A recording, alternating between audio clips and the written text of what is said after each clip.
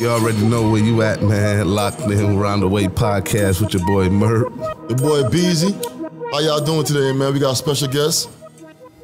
Hey guys. Go ahead and introduce yourself. It's your girl, Style by Meech. The biggest. Nobody out here doing what I'm doing, so you already know. Yes, sir. So you go ahead. Go ahead, brother. Go ahead. Homie. How you doing, Meech? Good. I flew here just for this. I know that, yep. How's Miami treating you coming down here today, flying from New York? I'm not really a fan of Miami. You told me that. I don't know. The weather just does not do it for me, and I feel like that's a big part in anything that I have going on. It's just mad muggy. Like, I don't know how people like really live here. No offense, but you say it's too humid compared to like New York or LA. Is like, yeah, it feel like Miami feel like a wannabe Jamaica or something. Like, I just can't. So like, wait. So what about New York? New York is mad cold. Nah, but that's why. Oh, you're talking about the weather, as far as the weather. Oh, I got you. Yeah, and in the summertime in New York, it gets mad humid, where it's like I can't be there neither. And then me living in LA is like I know what like perfect weather like feel like. Oh. Yeah, but I ain't gonna lie to you. I feel like we got perfect weather in Miami. It be rain. It'll say I could check the weather app right now, and it'll say no rain tomorrow, and you be outside 2 p.m. and it's a rain shower. True. Like that is crazy. Yeah, it's crazy, but guess what though? It rained for 30 minutes, then 30 more minutes later, it's sunny. It's bright, sunny, hot. Yeah, like over here, like you wake up in the morning and think it's gonna be cold. You put on your sweater, and by 12 o'clock in the day, 1 o'clock in the day, it's back to 80, 90 degrees. It's cool, but it's like, I don't know, it just don't do it for me. I got you. Miami, that's Miami though for you though, but it's home for us. Yeah. So where you from?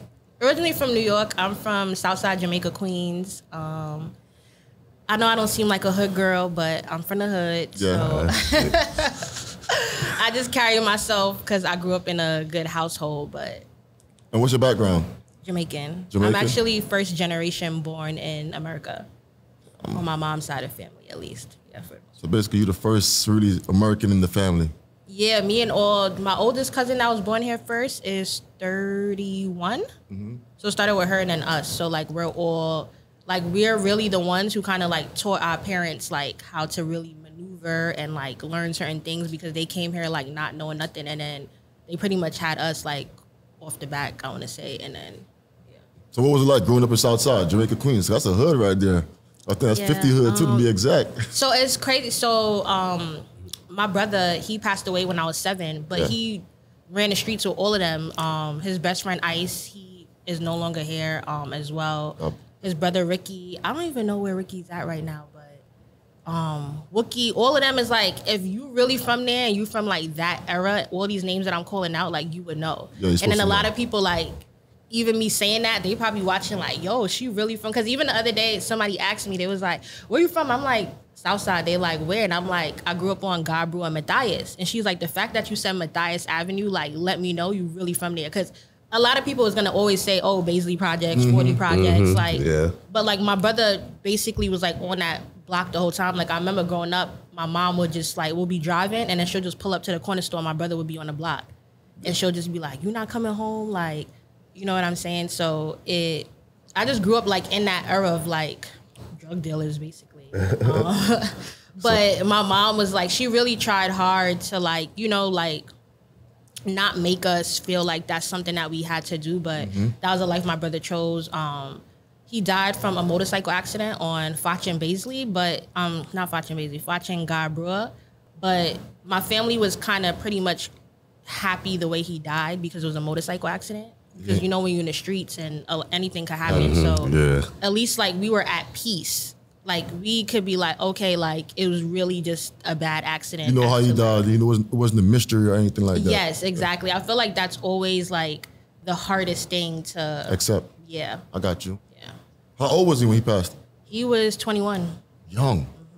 And I was 7. And how much siblings do you have? Or that's your only sibling? My mom had 3 kids. I'm the only one left. Yeah, my other brother passed away before I was born. She didn't come to the States yet, so that happened in Jamaica. Condolences. Yeah. Where in Jamaica is your family from? My mom's side is from Westmoreland, a place called Law Lane, and then my dad's side is from Clarendon. Okay. Okay, they come from country. Country, yeah. And not an uptown girl.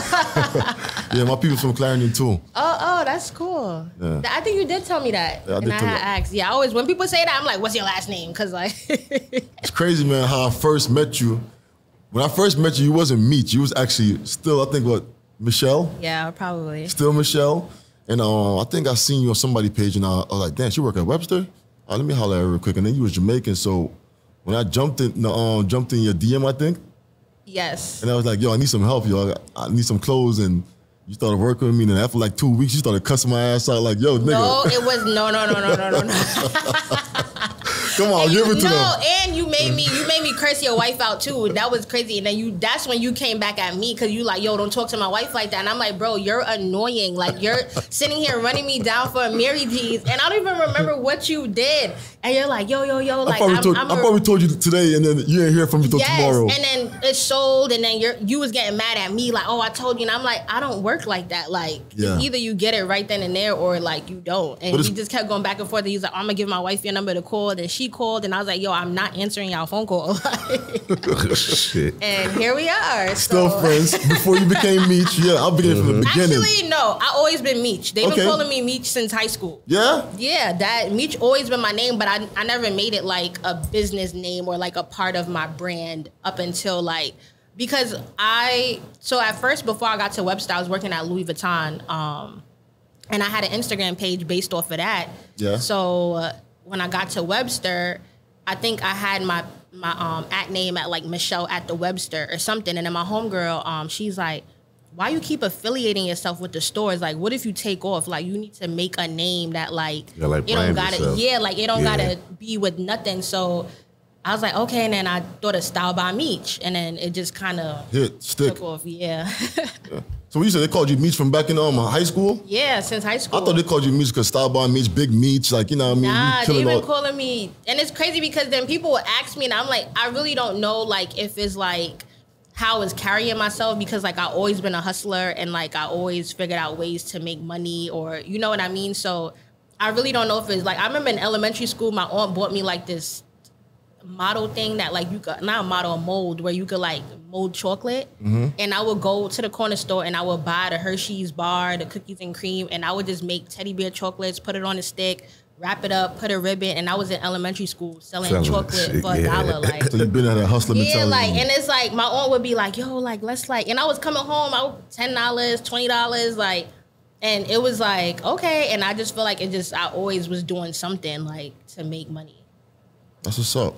So so you said you started working at Louis Vuitton, then you ended up working at Webster. Okay, so how did you get into the fashion? Like, what made you want to work at a retail store? Like, to get, like, was you just always in fashion growing up, or? I feel like I always been in, like, I like dressing. Because I feel like being from New York too is like, it's just kind of like a part of us. Like, even if you feel like you're not into like dressing up or doing whatever, like I feel like New York makes you like, facts. You gotta be like something, you feel me? So for me, it was like, I really wasn't really into that until like, or maybe I didn't know my potential until other people started seeing it.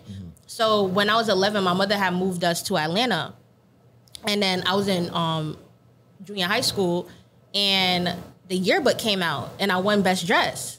And I was like, what? Like, I was like, they was like, oh yeah, you won the thing, like, come take a picture. I'm like, what? Like, it was like, I was just stuck. Then high school, I moved back to New York, finished high school in New York, won Best Dress. And everyone would be like, yo, you dress so cool, da-da-da, whatever. So I'm like, all right, it stuck to me. But then when I started going to college, I was going to school for criminal justice. And then when I got back home, which actually I always worked retail. I started off at Lord & Taylor, then I went to Saks, then I went to Wolford, then I went to Neiman Marcus. Like, the list kept going on, but then I had left because I was studying abroad in Australia. So I was out there for about a year, and I fell in love with, like, I'm dying to go back. I feel like if I was really ever to move, like, Australia would be the place that I go.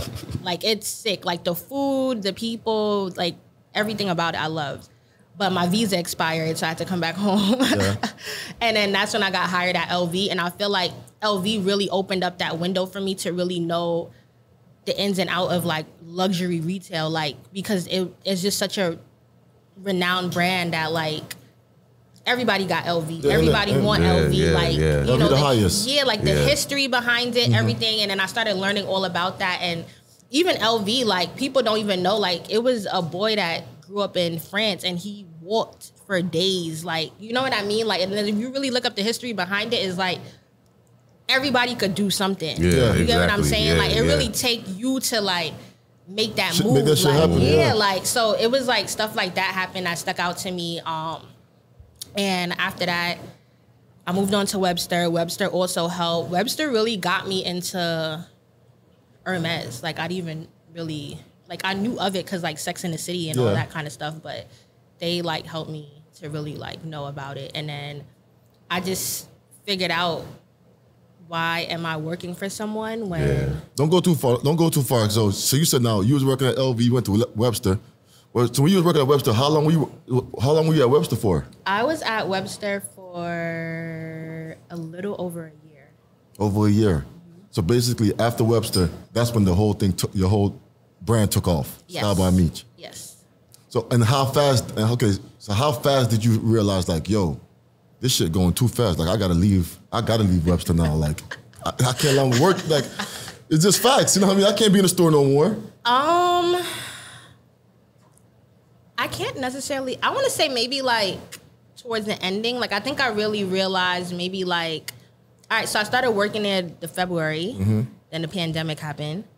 So February 2020. 2020. Yeah, I guess. Yeah. Okay. Then the pandemic happened, and then. I want to say like that after like that Christmas holiday, I felt like I started getting sick because I didn't realize how much I was working. So like sick to the point where like I was walking into work and I'm feeling dizzy and I feel like I'm about to pass out. And I went to the emergency room because I'm like, dang, maybe I got COVID or something. Like, and I went there and they was like, you're overworking. I was like, what? They was like, your body is severely dehydrated and like your organs could shut down. Like that's how bad it was. Yeah. That they ended up having to give me 2 bags of the saline thing and I still did not use the bathroom. Like that's how bad, like, and then that's when I realized like, damn, like I'm putting in overtime. But then also I was saving money because then a lot of times too, it was like during the pandemic. So it was a lot of these young dudes with cash and all that. So I told myself, I was like, yo, if I could save my rent for a year, I'm gonna quit my job. Went inside my shoebox, counted up. I was at like 40K. Just that. Just off like side stuff, like and me running around buying stuff for people. And I really saved that 40K probably within like a 4-month time span. So I was just like, dang, like I'm really making like money. So instead of, and at that time, like the reason I was getting sick is because during my lunch break is when I would run to run to Louis, run to, so it's like, I wasn't even eating because I just had this hustle mentality. Like I gotta keep going, gotta keep going. So then after that, I was like, yo, like if I'm only putting 5 hours a week and I'm making 40K, imagine if I did 40 hours a week to myself instead of somebody else. See, them little lunch breaks right there and everything, open your eyes up to like, yo. Like, so I'm like, if I'm making this just pushing for an hour, imagine if the 8 hours I'm giving to the Webster, what if I gave that 8 hours to Meech? And that's what really, I just kept saying that to myself, like, yo, like, you giving somebody else 40 hours of your time. And you know, and you're not making this kind of money within that time period. And then the 5 hours that you dedicating to yourself a weekly basis, because that's the only time that you really have to go out there and go shop, and you're making this kind of money, you need to think. So I was just like, I got to set up a goal for myself that like, I have a reason. So I was just like, I got to save my rent for a year. God forbid anything happen, I have something to fall back on where I won't be like, oh my God.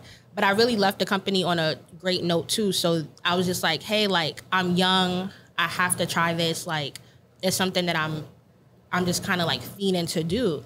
And they were like, we love you. Like you can always come back here. So I was just like, okay, like at least I kind of have like a little, you know what I'm saying? And then I'll put my 2 weeks in. So basically, when you got the Webster, that's the first time you started selling them Birkins. Like that's when you said you started learning about Hermes and Birkins.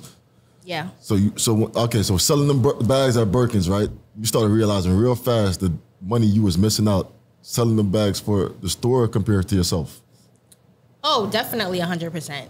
But it was still like, even leaving, that market is so like crazy that like you really have to know the ins and out. I still really don't know the ins and out to keep it 100. Like, but my business partner, she knows. Like, she's schooling you. Yeah, she got the she's in like the black market with the Asian buyers, the Euro buyers, like, or like it's like a very, very, and then it's like you have to be careful because people could easily try to sell you fakes and like, you know, so it's like once you like in that, it's like a group chat that they have, like that's like very secluded, like you have to be like top of the top to kind of be in it, and she's in it. So a lot of times like we're out, like we're bidding with like the people who've been in the business for like 30 plus years, like, and they don't know because like we like the little dogs, you feel me? So it's like a very competitive market, and then like once you kind of get your hands on it, then you could easily start selling it for like, you know, whatever your clientele is willing to pay.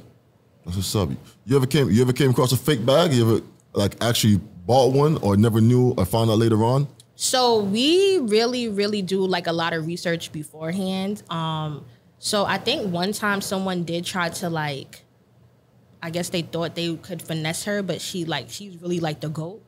And she was just like, are you like, do you not know who I am? Do you not know how many bags we sell all the time? Like, you can't play us. Like, you know what I mean? So we've never been in a situation where we bought a fake bag and got stuck, or someone said that we had a fake bag or anything. Because I feel like my name is just very important to me, and I just feel like that's something that I don't want to play with. And I don't like playing with people's money either, because I feel like that's just like the hood in me. Got you. Yeah, you just know not playing with nobody's money. This real money right here. This ain't no this bands. Yeah, you know how people get about some money for real. No facts. Like, and at the end of the day, to me, is not worth it. So yeah, you got a brand to protect. Yeah. So how you got into styling artists and so that really came from like the personal shopping aspect, because I was just shopping for people. Like, I would go in the stores, I would try to get like the exclusive stuff, take photos, post in, and then someone would be like, you getting all this stuff, like you can't put it together? Like, somebody really said that to me, like, so you mean to tell me like you really can't put a whole outfit together for me? And I'm like, yeah, I can. Like, they like, all right, so put something together for me. Well, who told you, like a regular person or a celebrity? Like it was somebody regular at the time. Yeah. And then after going with that, then I started like putting stuff in, and my clients started tagging me, and then I'll be like, oh, style by Meech, right? And then I'll be reposting. And then it just kind of, I just got into like styling celebrities for the most part. So who are you style for right now? I work with a lot of people. I would say I don't necessarily style everyone. I provide pieces for a lot of people. My market is mainly males. So I've worked with Moneybag. I help with a lot. Actually started working with him is so funny because he actually flew me out here, 2 days ago, to drop off a jacket. I seen that shit. I seen it. Yeah. So he flew me here to drop a jacket, because then the thing with me, I've worked very, very hard for my name and, you know, the relationships I have in the store. So a lot of times I'll get stuff before it drops to the public. So they'll give me first dibs. So he was like, yo, I seen this, but everybody telling me like they can't get it. I was like, I could get it. He's like, if you get this, I'm flying you here. And I was like, all right. So Louis said like, oh, you could get this. So I got the jacket and I flew here and I dropped it off. And I was like, yo, you better wear this now, because it's going to come out in like 2 to 3 days and ain't nobody going to have it on yet. So, but I work with him. He's really cool. I've gotten a few stuff for Kodak. I've gotten stuff for Roddy Ricch, ESTG, Yo Gotti. Everybody. Everybody. I worked, who else? I work with a few NFL players, Deion Dawkins. I've helped Juju. I've helped Emmanuel Sanders, Frank Clark. So I have a lot of people on my roster. I can't keep up with everybody for the most part, at least female-wise. Carisha and JT from City Girls, Monica, Cardi B, Ari, a lot of people. Which celebrity was the first one to stamp you? Like, yo, I'm working with Michelle. I'm finna post Michelle on my page. I'm finna get her shit lit. JT, and that's why when I did JT real. That's why when Miami. I did You gotta love Miami. Talk about you don't love Miami. Exactly. You tripping. Real when shit. I first did, even when I did the interview with Extra, I shouted her out because it was a weird timing for me because I didn't even leave Webster yet at the time. And I guess like little things about my page, like it was popping up on the Explorer. And at the time it was not really, I would say it was harder to find Amina Muaddi shoes. And the Webster had them. And then she reached out, she's like, hey, I want these shoes. And I was like, all right, this is the time to like, you know what I'm saying? So I was like, can I gift you the shoes and you shout me out? And she was like, yeah. So I sent her the shoes. And then she posted me on her story. And then after that, I guess it kind of like made like a cool relationship where it's like, all right, you said your word, you held your side of the bargain, I'm gonna hold mine. And then it was just like, all right, cool. Like, you know, so after that, it was another time where I think she posted like Cardi B closet or something. Mm-hmm. And I was like, oh, if you need Birkins, I could get that. And she's like, oh, can I post that? I was like, yeah. So I posted it. And then after that, Ari hit me. So really, I think Ari ended up finding me from JT shouting me out. Mm-hmm. Or it just would have been super coincidental at the time because she had literally did it and then she had DM me. But it's crazy because I was fiending to like get Ari as a client because I remember one time she posted like, I need a personal shopper. I got 100 bands for it. And I was like, me. Like I was texting people. I'm like, yo, tell her like, holla at me. Like, so when she DM'd me, I was like, yes. And she for sure ran the bag up. Now she be trying to block me because I'll be like, you need this, and then she be just spending so much You got Ari spending too much money, man. Yeah. God damn. But yeah, JT was like the first person to really like shout me out on Instagram, and so I'll definitely give her flowers because I can't say like maybe if I even tried that with someone else, how they would have answered or reacted. So she was super sweet. She still is. Yeah. Okay, what about celebrity-wise? You don't got to call a name. Have you met a celebrity that you looked up to before and like they gave you like a a bad vibe? Yeah, there we go, brother. Put a bad taste in your mouth. I was just think about that. Yeah, man. See him also. Actually, no. Oh, everybody you done came encounter with. Yes. Yes. Who I look up to. Yeah. Okay, I got you. Yeah, let's say that part. Yeah. Who are like GOATs, legends, like people who like even when Monica DM'd me, I told her, I was like, when you DM me, I had to like click Instagram like 10 times. Like, yo, is this like her real page? Like, you know what I'm saying? And she was like, really? And I was like, do you not know who you are? Yeah, like, like a Monica though, I don't know Monica, but I feel like Monica will be solid though. Like, yeah, Monica. No, super solid. But I'm saying like sometimes like even them as people, they don't even know like what they do to the industry or like the influence they have. How people look at them. Yeah. Real like, shit. Because like when she said, I was like, when you wrote me, I was like, is this real? She was like, Meech, really? And I'm like, yes. Like, and it's crazy because she was in LA the other day and I went to her hotel and we probably was in the room for like 6 hours talking. And she gave me the whole, like, told me about how she grew up, how she got into career, who she dated, all that kind of stuff. And she's just so real and solid, and I just feel like that's why she's just so blessed, like, in the industry to even still be going, because she's literally been on a run for decades, and she's still pushing through, still selling out concerts. So I feel like when you just real and solid, like, you will forever be blessed. So which one dropped the biggest bag? Like, drop that bag, you like, God damn. Yeah, that shit made you laugh. Yeah, no, fucked your head up like, nah, these niggas spending. Yeah, which one? For sure, Bag.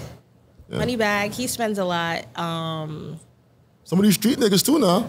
Kanye dropped a lot when I did the Birkins. Kanye, I forgot. Kanye, damn. That's a big one. Kanye, yeah, man, I forgot. Big Meech. Big Meech. The five Birkins he had bought for the girls. I think Julia Fox. Yeah, Julia Fox. Julia Fox, yeah. So how did that happen, yo? For real? Someone from his team reached out to me and they asked me if I could get some bags, and the number that they said at first was insane, and I was just like, wait, what? Like, I knew I could have gotten it done. But that shit was like... It was like, what? Like, but because I feel like he's so particular, like with certain things, I feel like in his head, he thought something like that existed, but it kind of really didn't because he, you know, like I feel like he doesn't really like bright colors. I don't really see that as like his vibe. So like a lot of the bags, he's like, he wanted certain shades, but it was like, that kind of don't exist. So I ended up getting the job done, me and my business partner, and yeah, it was a cool experience. I'm super grateful for it. Super grateful that it happened. Super humbled by it. You know, the whole experience was just really, really cool. And I think that's something that like I will never obviously forget. Forget that my career, yeah. All right, so I gotta talk about some swag shit because you is the swag lady, the swag god, you say. How would you know about some brands that's about to come out that niggas don't, or females or niggas don't really know about yet, but you know like in the next year, this shit finna be popping? I think it's really who you know. I feel like there's certain stuff, because like, prime example, my homeboy, Flash, or I don't know if people know him, Ali, he put Flash, he put me on the gallery department like a year and a half before it went like, you get what I'm saying? Yeah. He like, yo, you need it. And now he's pushing Paris Laundry, and he told me about Paris Laundry like, maybe I want to say like a year ago, and now I'm starting to see everybody in it, and I'm just like, yo, like this kid, like, so he like, as I said, I feel like it's who you know, because certain people, especially in the streetwear market or whatever, like they be knowing certain brand like what's really about to pop, who is about to start wearing it, where they know it'll take off, and you know, stuff like that. So a lot of times people would put me on game, and in certain like little boutique stores that a lot of people don't really know about, they tend to like have a lot of brands. There's this one, I want to say like it's a French brand. But I seen it at one store I shopped at, and I kept like, Drake was in it, I put Bag in it, and then now, almost a year and a half later, I'm starting to see that at all the other stores.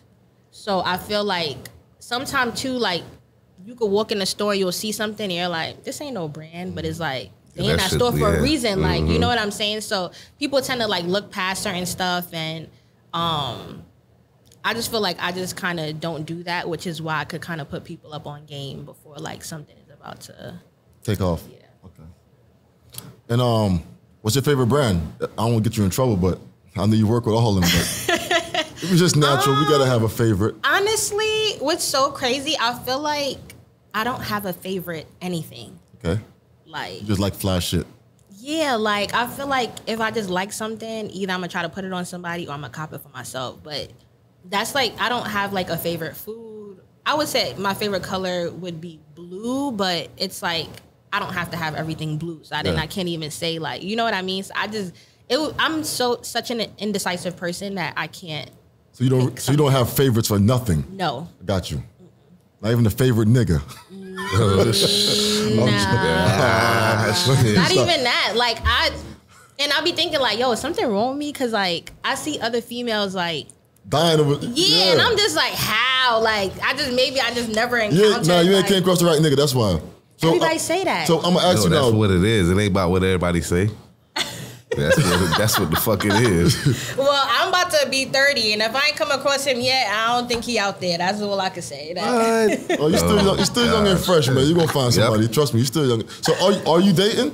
Right now, no. I packed that up. I ain't dating for 2023. I'm telling everybody that right now. And why is that? 2022, did you bad? Oh, God. Yeah, but I had a few little, you know, one, niggas, two, like. You little, one, two. I had a few, I was like in a career. I feel like I'm always in crazy situations. I don't know why. Like maybe I attract crazy. And no, it don't really that's be who you're going after. No. All that attract shit? No.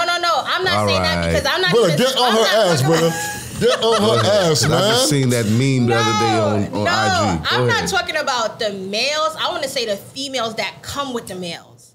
You get what I'm saying? Like, all right, my ex, he had, you know, because even me, like, I don't even be, like, nobody knew me and my ex broke up because it's not something that, like. You don't put on your page. Yeah, I didn't, so it's just like, I'm a social media person. Like, if I'm outside, I'm going to post. I'm with somebody, I'm going to post. Like, I'm not going to hide who I'm with, what I'm doing, like.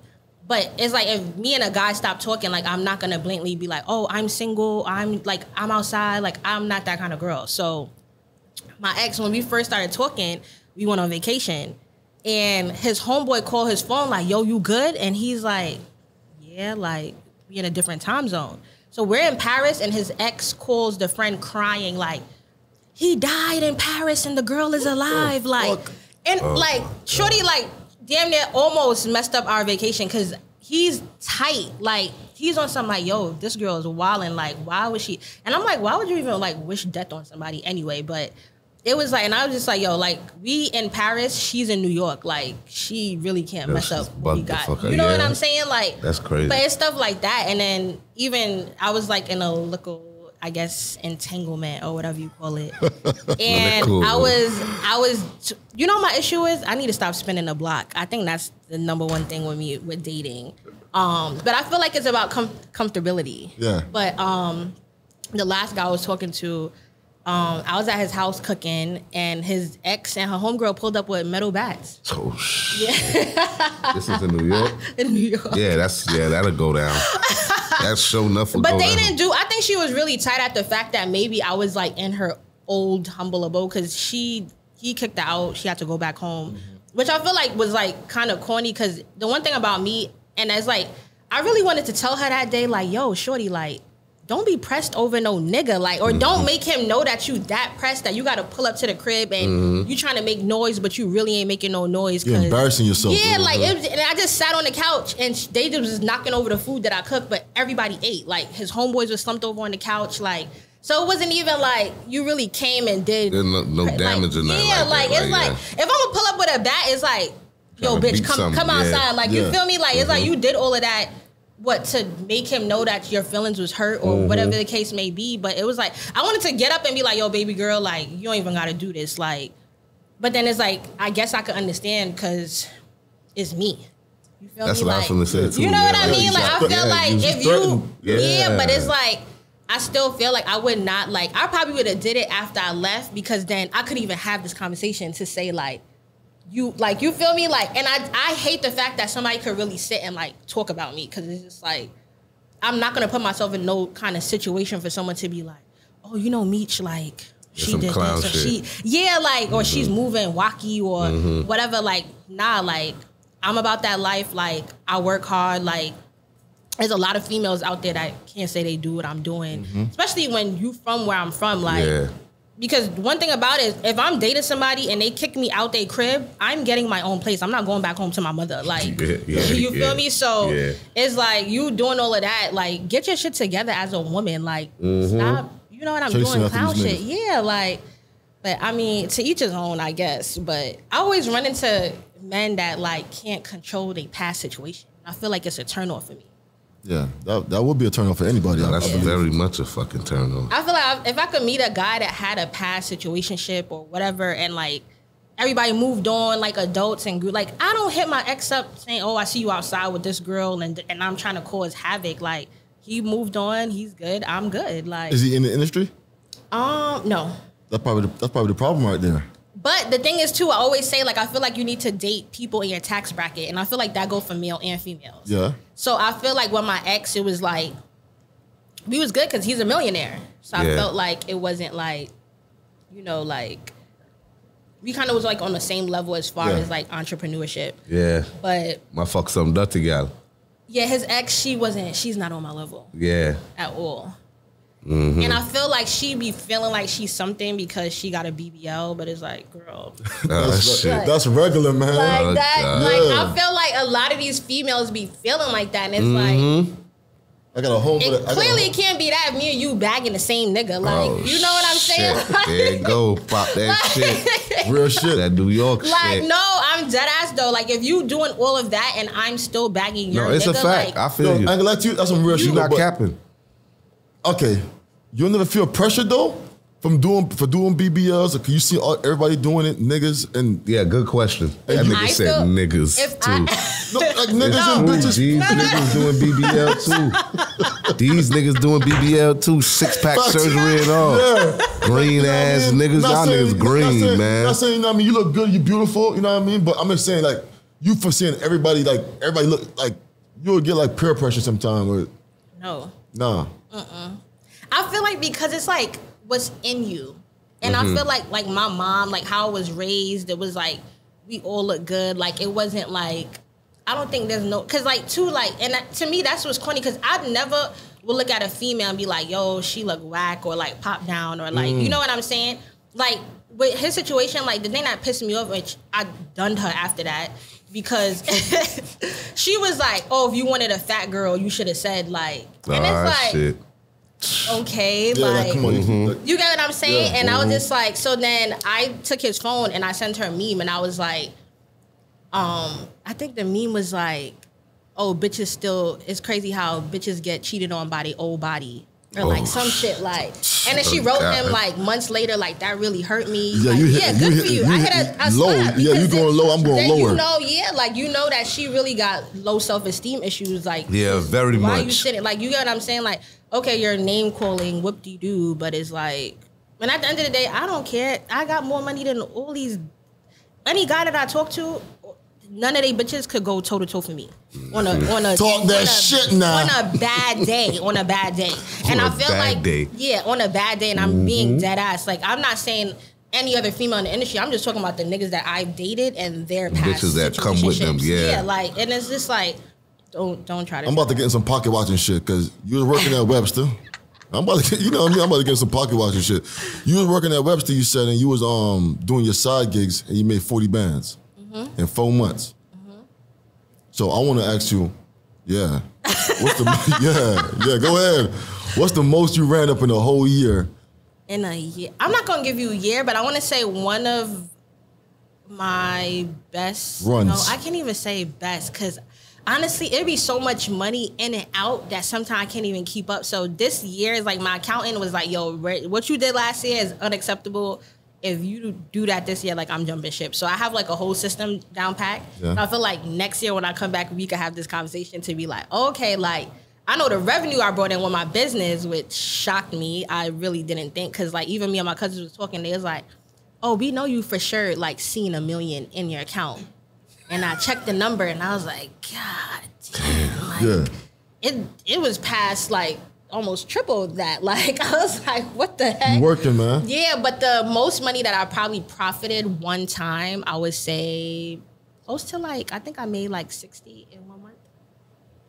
Nice. Yeah. 60 ball. And I think like 60 for me in 1 month is insane, because you got to think about the amount of shopping that you really got to do. Yeah. Profit 60K like in a month. Like I'm not even talking like on a, because sometimes I'll even go on live and I'll see other people saying like, oh, like if you're a personal shopper, like you could average making like 90K, 80K. And I'm like, I'm doing that in a month sometime. Yeah. So I'm gonna ask right now, like, is there anybody in the industry that you looked up to, like personal shopper, or say like in the same field what you doing right now, or honestly, have you met anybody that like, damn, this one, she's serious, or this nigga? I felt like I've seen like a few Instagram pages that people will personal shop, but I don't think it was something like, I think it was still so new that it wasn't something that I could say like, oh, like I really looked up to this person to like, you know, do this. But then I feel like also what I do, I feel like I created a whole new wave, I guess you could call it, where people kind of mix the two. Because a lot of people don't mix how I mix. Like nobody's gonna, a stylist that's like a head to toe stylist, they're not gonna go personal shop. And a personal shopper may not necessarily know how to put clothes together. So, you feel me? So I feel like because I give people a mix of everything, it makes it like, yo, like she's doing something different that nobody else is doing. Like I'm the same thing a stylist doing. I've done magazine covers, you know, like, but then that same client could say like, yo, I need a t-shirt. I'm not gonna say like, no, I'm not getting you a t-shirt because I'm not fully like styling you, and I'll run and go get the t-shirt. But a lot of people really don't mix the two, and I feel like I've started like wardrobe consulting, and that kind of just opened up a whole new thing of like, oh, she doing that? Like, I could do this too. And so I can't necessarily say, but there's other people who I think are super, super good at what they do. And we actually work together. Sometimes people be thinking like, oh, like we're in competition or something. That's my next question. Sorry to cut you off. So go. That's my next question. Like, you ain't racing with nobody. Nah, definitely. Yeah, you in your own lane. Yes. No, but I follow you. You get a lot of hate though. At the same time, I see motherfuckers always coming for you. Always try to say you sold some what fake they be shit. saying? It's all kind of shit, brother. Like just hating. Yeah. I see somebody repost her the other day and tagged her, and she had to repost it like, "Yo, I did not source this bag right here." So motherfuckers actually just tagging her right now for clout. Yeah. Yeah. I feel like my name is starting to become a clout thing for sure, but at least with that, I feel like anytime you do anything good, like hate is gonna come behind it. That's and true. I feel like the most hate that I really get for real is like people saying like, oh, why don't you just go to the store? Or why are people paying you money to go do something that they could do? Well, it's like clearly they can't do it if they paying me to do it. And I think then also the other hate that I get is like my image, because I don't have a BBL and I don't like. I do some things like my way. Like literally, I was on live the other day. Somebody was like, "Why you don't get your teeth fixed?" And I'm like, "Bitch, I got on braces. I'm fixing my teeth." Like, and it's like just because I am in the thing and I went and got horse teeth, like they want an instant teeth fixing. And it's like y'all got to go back every 3 years to like, no, I don't want that. Like, and I'm not saying nothing is wrong with fixing yourself, but I feel like people just be expecting other people to have to do it their way. Like, it's like my teeth is good. It just was not straight. So I'm getting braces to fix my regular teeth. Fixing like, your regular teeth. Yeah, like, and it's like if I get veneers, like I'm not going to, my dentist does it. So I'm going to use the same guy. Instead of paying $5K to go every 3 months to go because my teeth broke or whatever, he told me I think I probably got to pay like $20K for the first 8 teeth or some crazy number. I think it's like $2,000 per tooth. And I only need 8, so something like around that. But I'm gonna just pay it here because I don't want to go with the like, oh, and in the club, some people be glowing in the dark. Glow in the dark. Like, glow me. I do not want that. Hey, and it's glow just me. Like, but I just feel like, why do people care? Like, it's like. This shit crazy out here. I think Lil Baby said like he don't hate because he don't care enough. Like, I feel him on, like, I could hate somebody because I don't care about you to hate you. Like, you get what I'm saying? Like, if you start hating somebody, you got to really be invested in them to think. So if you're so worried about how I look or what I look like, my main concern is I'm trying to get money. Like, I don't even care about all that extra stuff for real because it's not like, ain't nobody going to look at me and say, yo, I ain't going to shop with her because she don't got a BBL. Like, nobody doing that. So that ain't, It's like, can you get the job done or you can't get the job done? Like, you know what I mean? And I feel like there's a lot of other females now who actually look up to me because of that stigma of like everybody has to do that. And I'm just like, you don't have to do that. Can you stay in shape? Yeah. Can I lose? I probably really do need to lose like 25, 30 pounds, but it's not going to make or break me. You know what I mean? Like, and I feel like my girl look good, my girl. I'm too. Look good, I'm too. But and people even tell me that all the time. So I just feel like I get way more compliments of how I look as the negative thing. So I feel like I pay attention to that way more. Yes. But I feel like as women, like we really have to love ourselves. Like we can't let social media, man, like none of that stuff really depict how we feel about us. Like, if you don't love yourself, like there's not like anything you do, whether BBL, lipo, shots, you go get your teeth done, you get implants, whatever. Like if you're not happy with yourself, none of that stuff is ever going to make you happy. Yes. And I feel like a lot of females really need to sit down and evaluate themselves to be like, because the same BBL girls still be getting cheated on. So it's like, what is like, what do we, you know what I mean? More like, stressed out. And I feel like we just got to do better as a whole as women. If you're doing enhancements because you want changes and, you know, it makes you feel good, I respect that way more. But it be some females that like, yo, I'm doing this because I want to be in a club and I want to get a man. And it's just like, you're going to keep doing stuff because then you're never going to truly be happy. Like, I was actually talking to my mom before and I was like, dang, like, maybe if I did do a lipo, like, I probably would. And she's like, yeah, you wouldn't think. I'm not opposed to not doing surgery, but I would do it for myself. So, it wouldn't be for anybody else out there, like, and for me, I feel like it would just be like a one and done. I don't think I'll go back like another 30 times. Cause I'm actually afraid of the knife, to be honest. Like, I don't really like. I got you. Yeah. So you say you fully focused right now, career right now?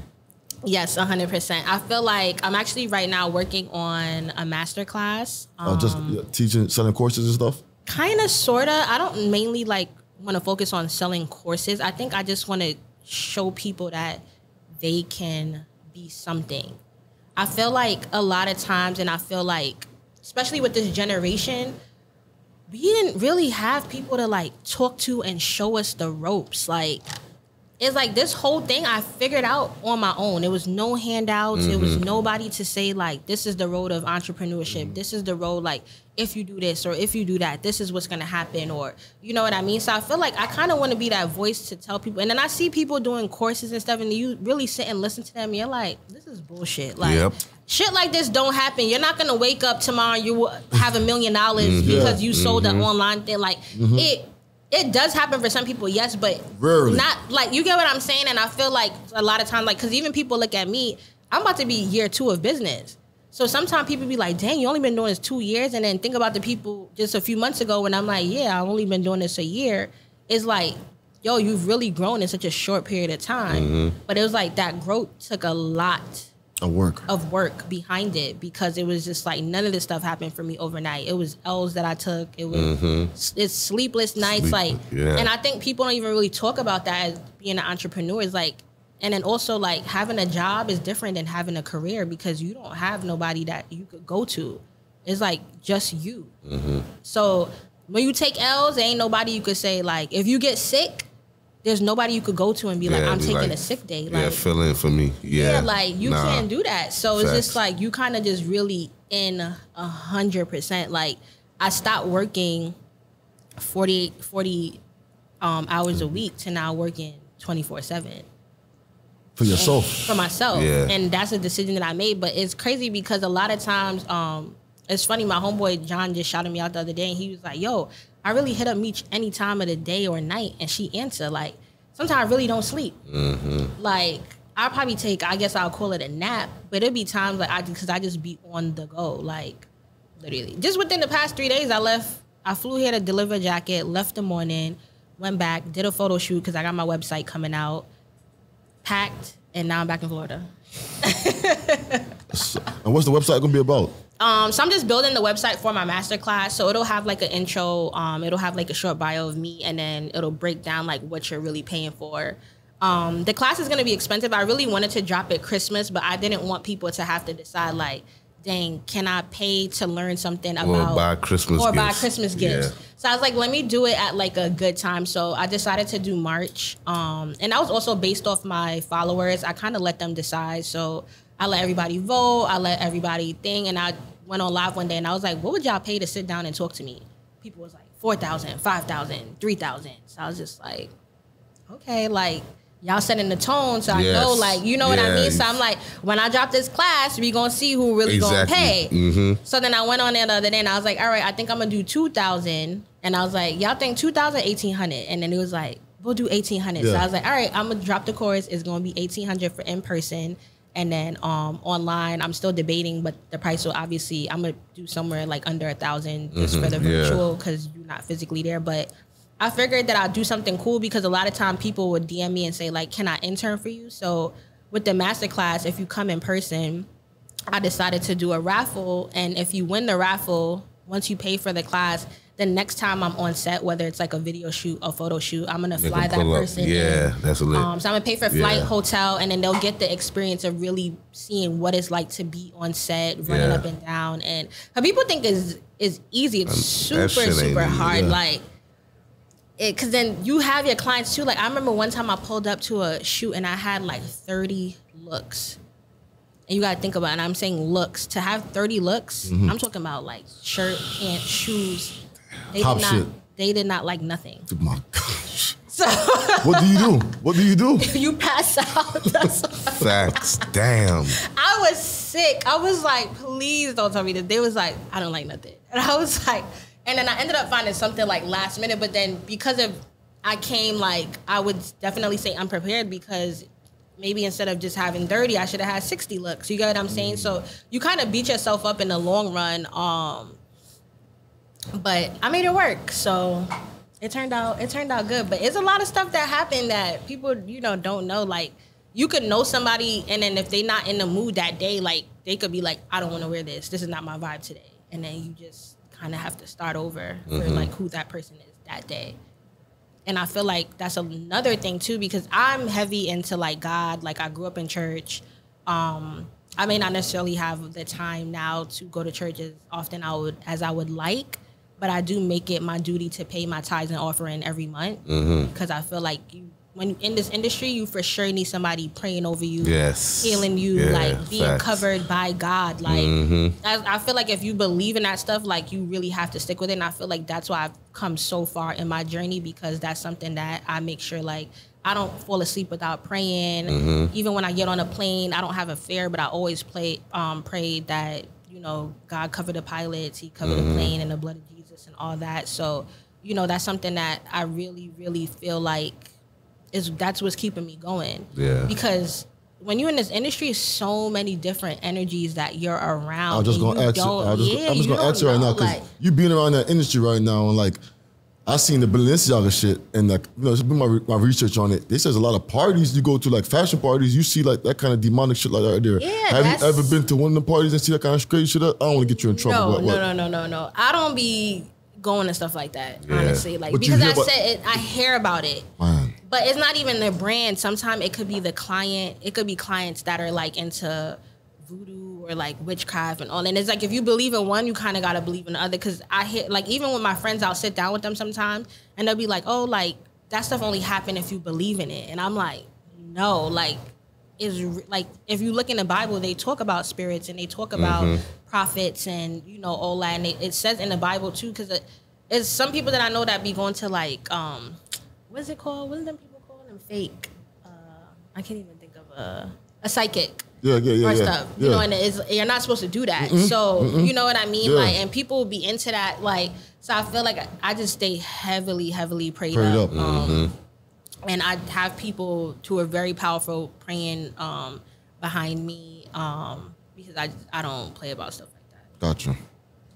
So what's up? No TV for Meech? No YouTube? What's up? YouTube, I could definitely do more YouTube. I feel like I just been on the go where it's like I've been getting booked so random for certain things where it's just like I kind of can't keep up with my life right now. Too much. It's just too much. Shit TV, rolling. I would love TV. I was actually on TV because I had like a little, you know. I see the E thing that was big. Yeah, extra. Stop with the liquor thing. A big thing. You want extra? Liquor. That's our favorite word. Liquor. No, big cameo. Yeah. Big extra. I was on. That was like my big first TV moment. It was actually really cool. My family was super proud. Of course. And I feel like that is kind of what makes me happy. I love everything about TV. I think it's really cool because then so many people get to see you. So I hope in the long run that I for sure have something in the works for that. That's what's up. That'll be cool. I was on Ari's show, The Impact. She actually was just like, I'm doing TV and I want you a part of it.